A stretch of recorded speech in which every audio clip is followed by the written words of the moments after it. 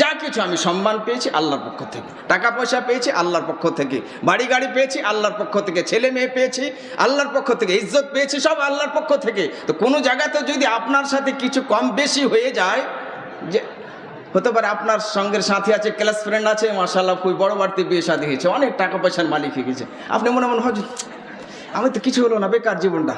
হ্যাঁ, ওই জায়গাতে তৌহিদকে স্মরণ করতে হবে, যে তৌহিদের আসল মগজ হচ্ছে যে বান্দা মনে করে সমস্ত জিনিস আমি পেয়েছি আল্লাহর পক্ষ থেকে।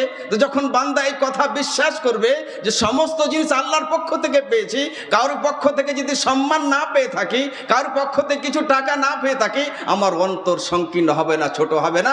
বলে দেব ওয়ামা বিকুম মিন নি'মাতিন ফামিনাল্লাহ, যা কিছু পেয়েছি আল্লাহর পক্ষ থেকে পেয়েছি, সব কিছু আল্লাহর পক্ষ থেকে পেয়েছি। আমি তোমাদের কাছে চাইবো না, আমি আমার রবের কাছে চাইবো। এই নুসখাই, এই ট্যাবলেট, এই ওষুধ নবী সাল্লাল্লাহু আলাইহি ওয়াসাল্লাম আমাদের